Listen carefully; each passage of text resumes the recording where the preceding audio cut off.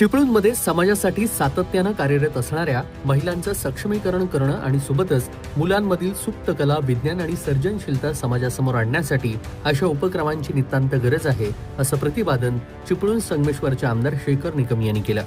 प्रजासत्ताक दिनाचं औचित्य साधून अपना सहयोग फाउंडेशनच्या वतीनं जमीन के तारे, मिट्टी के सितारे या सामाजिक, शैक्षणिक आणि कौशल्य विकास विषयक कार्यक्रमाचं आयोजन करण्यात आलेलं होतं.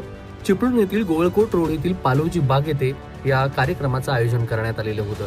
यावेळी चिपळूण नगर परिषदेच्या नवनिर्वाचित उपनगराध्यक्ष रुपाली दांडेकर, नगरसेविका सफा गोटे, मिजबा नाखुदा, नसरीन खडस, नगरसेवक साजिद सरगुरो, माजी नगरसेविका रिहाना बिजले, नफिजा किड्स स्कूलच्या प्राचार्य Gazala Chougule, Islamic motivation speaker Suraiya Baghdadi, शिक्षिका सहेर रुमानी आणि सामाजिक कार्यकर्ते यासिन दळवी, शहादा फजलानी, कादिर परकार आदी मान्यवर उपस्थित होते.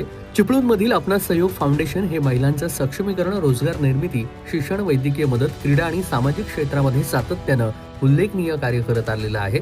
संस्थापक आणि अध्यक्ष जरीन रुमानी यांनी स्वतःच्या मेहनतीच्या बळावर या संस्थेची उभारणी केली आहे.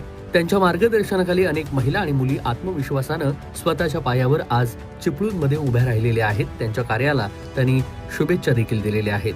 या स्पर्धांमध्ये एकूण 205 स्पर्धकांनी सहभाग घेतला होता. चित्रकला स्पर्धेत अली पब्लिक स्कूलनं प्रथम क्रमांक, हाजी दाऊद स्कूलनं द्वितीय, तर जिल्हा परिषद उर्दू शाळा गुवळकोटनं तृतीय क्रमांक पटकावलाय. विज्ञान स्पर्धेत हाजी दाऊद स्कूलनं प्रथम क्रमांक मिळवलेला आहे. कोकण कट्टा न्यूज, चिपळूण, रत्नागिरी.